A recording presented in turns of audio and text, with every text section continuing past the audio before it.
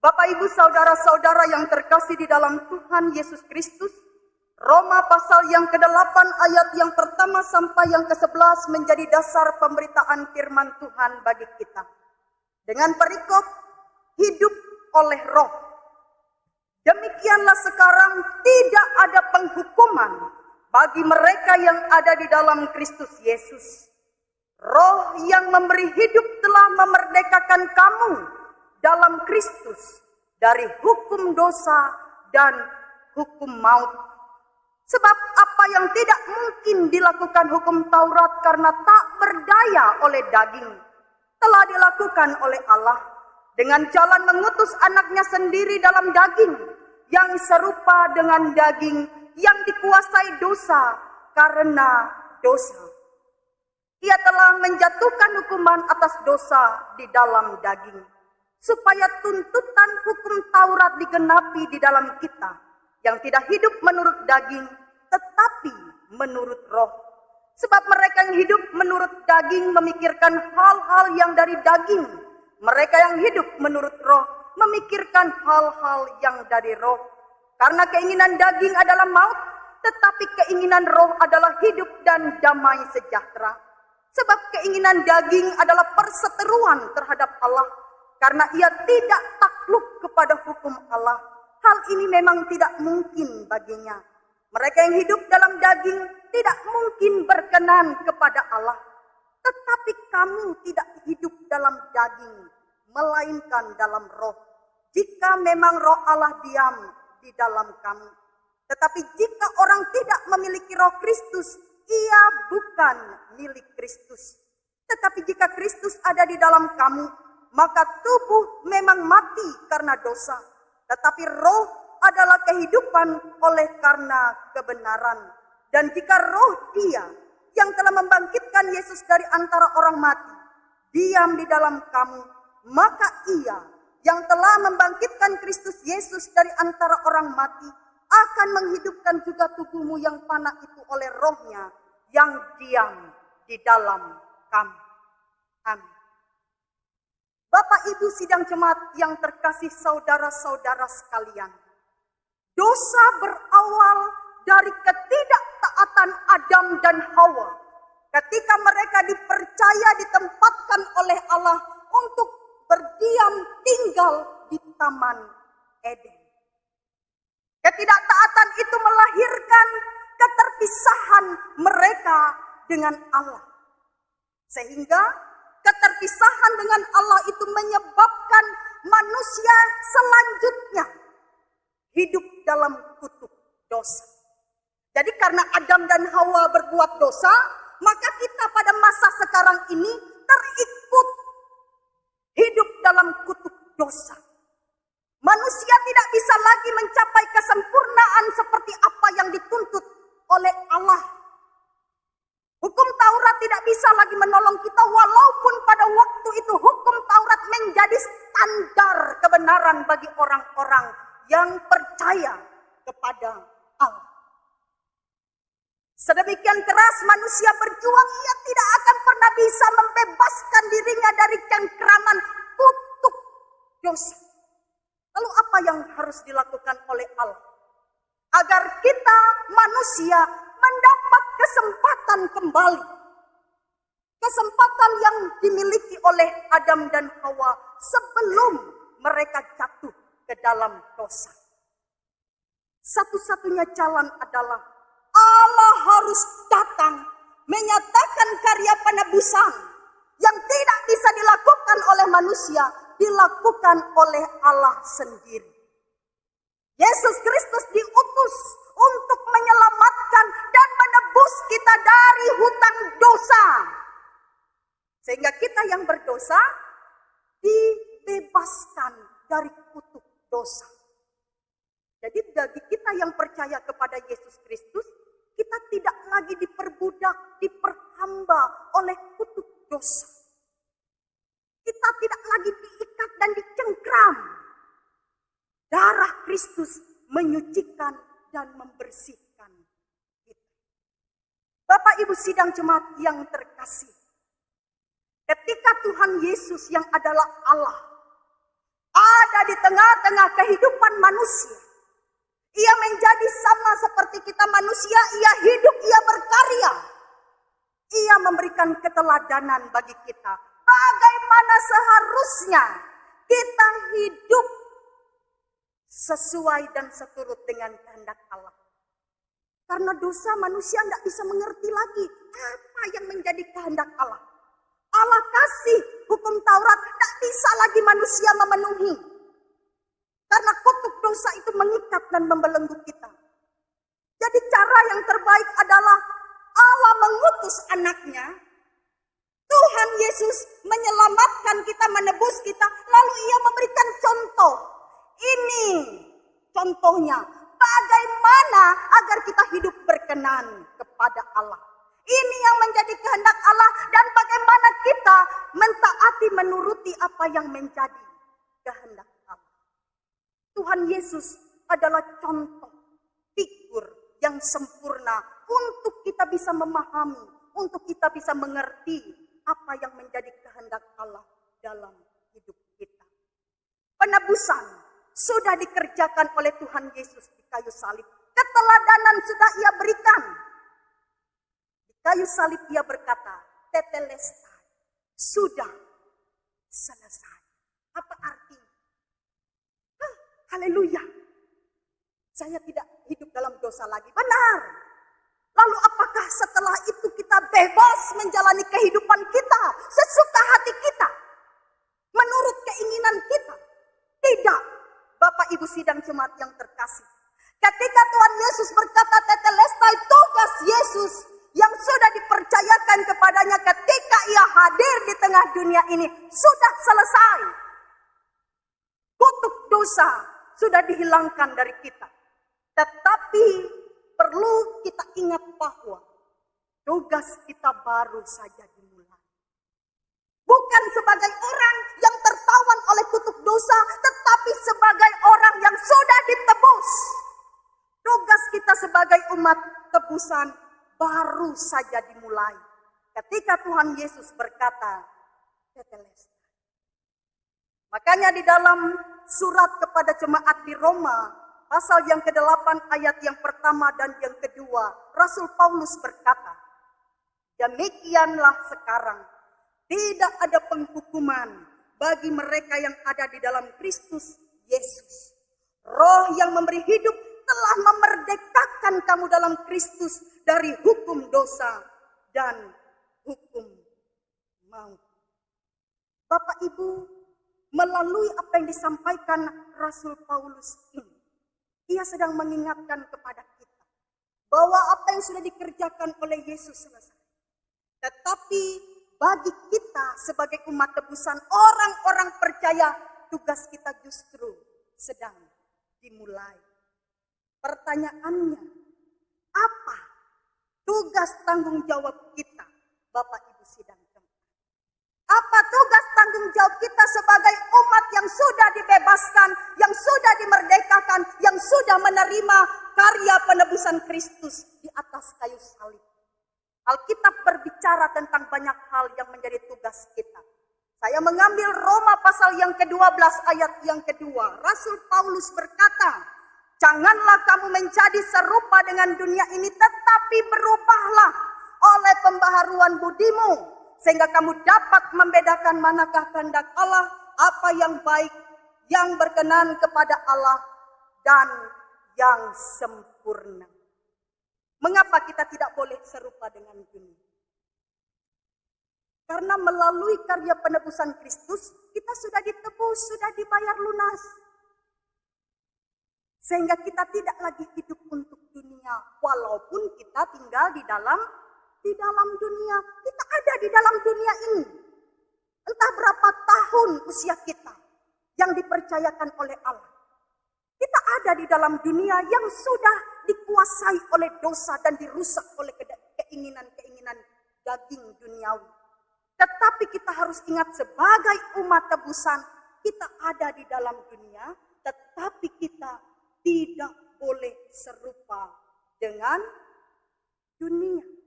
Makanya kalau orang bertemu kita seharusnya orang bilang, loh kok bapak itu, ibu itu orang Kristen? Gaya hidupnya mantap. Kalau nanti pimpinan di kantor ketemu kita, oh saya percaya dia karena dia orang Kristen. Jujur, dapat dipercaya. Orang Kristen. Jangan sampai orang berkata, itu orang Kristen hidup dalam kasih, tapi kelakuannya tidak sesuai. Mulutnya tidak sesuai. Tindakannya tidak sesuai. Akhirnya apa? Itu sama serupa dengan dunia atau berbeda dengan dunia?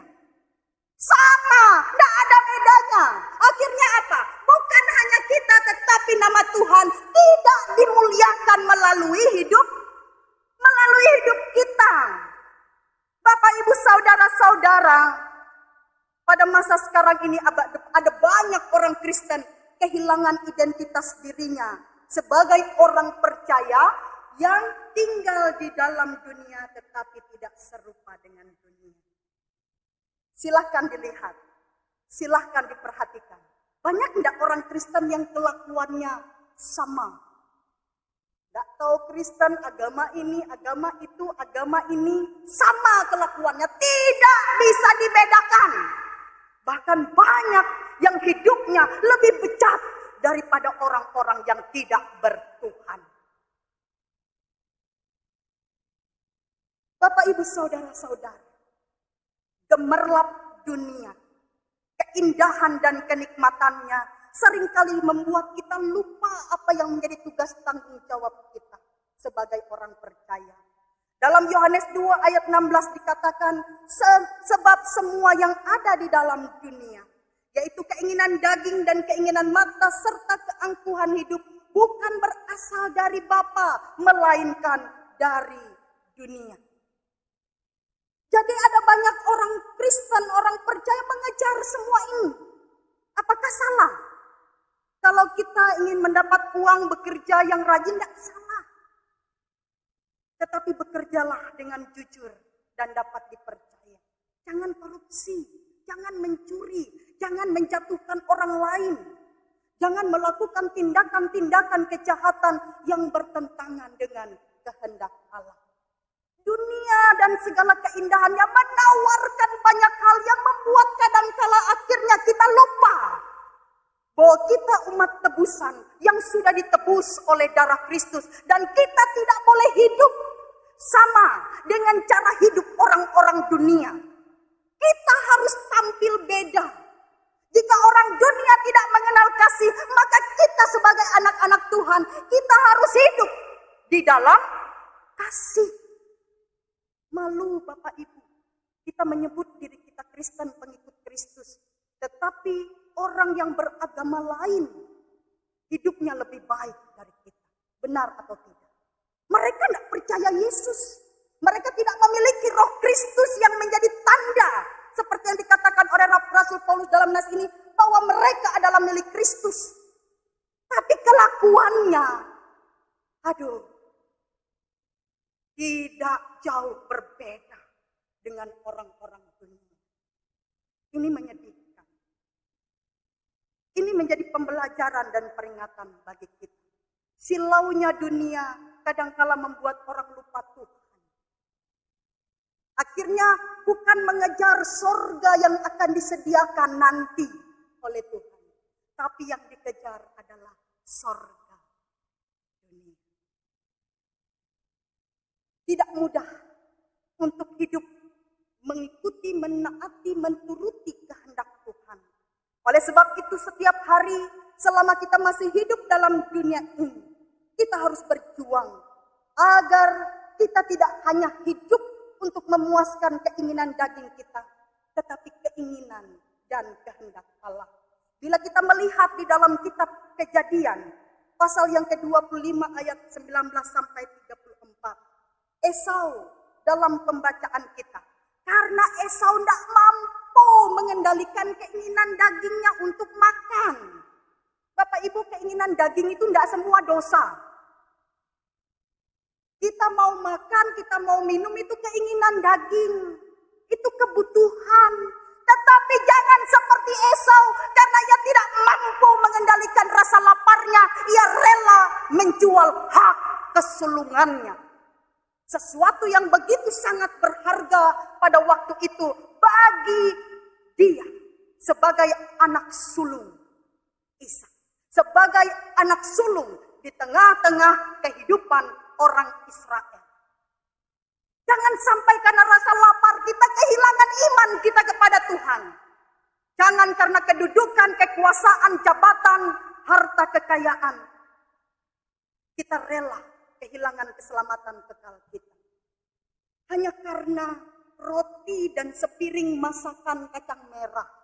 Saya bilang dengan teman saya, untung saya tidak suka masakan kacang merah, saya tidak terlalu suka walaupun bergizi. Saya kurang suka. Saya bercanda saja dengan dia waktu dia mengkhotbahkan Mas ini. Ya, jadi Bapak Ibu sidang jemaat yang terkasih, dunia menawarkan banyak hal yang indah, tapi jangan sampai kita menjual keselamatan anugerah kekal sebagai umat tebusan yang sudah ditebus dengan darah Tuhan hanya karena keinginan daging yang bertentangan dengan kehendak Allah. Hari ini kita merayakan Hari Perempuan GKI. Saya membaca tema dan subtema sungguh luar biasa. Subtema mengatakan melayani dengan ketulusan hati dan motivasi yang murni. Ini sesuatu yang menjadi komitmen luar biasa. Ibu-ibu dalam sejarah perjalanan gereja adalah perempuan-perempuan luar biasa yang senantiasa terlibat dalam sejarah yang ada. Kalau tidak ada perempuan bisa tidak jalan gereja. Apakah bapak-bapak setuju? Atau tidak setuju? Harus setuju dong. Ibu-ibu ini paling rajin. Semua kegiatan diikuti. Saya tidak bisa bayangkan saya pendeta perempuan, punya anak kecil 3 orang. Saya harus mengurus rumah, mengurus anak-anak, saya harus mempersiapkan khotbah. Di Banjarmasin pelayanan kami padat hampir tiap hari. Bahkan kadang 1 hari bisa 3 kali. Sangat luar biasa. Tetapi kok bisa menjalani semuanya? Ini hebatnya perempuan ya. Di rumah jalan, pelayanan lancar, yang bekerja tetap jalan. Dan ada banyak perempuan-perempuan, wanita-wanita gereja yang dalam kesibukannya ia tetap berprestasi dimanapun ia berada. Maka kita mengucapkan terima kasih untuk gereja kita yang sudah memberi penghargaan karena melihat bagaimana perjuangan perempuan dalam pelayanan sejarah gereja yang terus memberikan dirinya. Dan tidak lepas juga karena bapak-bapak laki-laki yang luar biasa. Ya kalau bapak-bapak tidak izinkan, bisa tidak kita kaum perempuan pergi ke sana kemari mengikuti kegiatan? Artinya ada kerjasama yang luar biasa. Dan subtema mengatakan bagaimana perempuan ingin terus melayani dengan ketulusan hati, dengan motivasi yang murni. Bisa enggak? Bisa. Tetapi kaum perempuan harus memberi dirinya untuk dituntun oleh Roh Allah, Roh Kudus, agar mampu mewujudkan hal ini. Sehingga pelayanan gereja bukan menjadi ajang untuk mencari kepujian dan kehormatan nama kita sendiri. Tetapi nama Tuhan yang dipuji dan diagungkan melalui pelayanan kita. Entah di beberapa tempat, kadang-kadang pelayanan menjadi sesuatu dalam tanda kutip, maaf saya katakan gaya-gayaan. Supaya terlihat wow, supaya terlihat mewah, supaya terlihat bagaimana. Bagaimana mungkin kita bisa melayani dengan ketulusan dan motivasi yang murni kalau kita tidak memiliki dasar yang benar.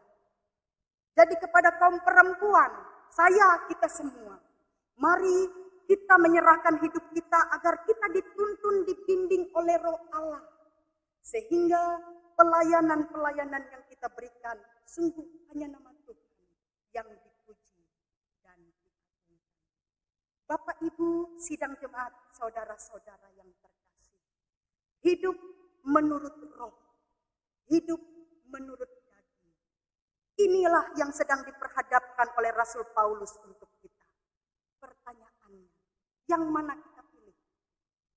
Ingin hidup di dalam roh atau ingin hidup dalam daging? hidup di dalam roh, kita akan menerima anugerah keselamatan, kebangkitan yang sudah diberikan kepada Yesus, juga dijanjikan bagi kita. Ayat yang ke-13. Tetapi juga kalau kita hidup dalam daging, maka kebinasaan kekal yang akan kita terima. Silahkan memilih. Karena setiap kita adalah umat tebusan yang sudah dibayar lunas. Dan setiap kita diberikan kesempatan untuk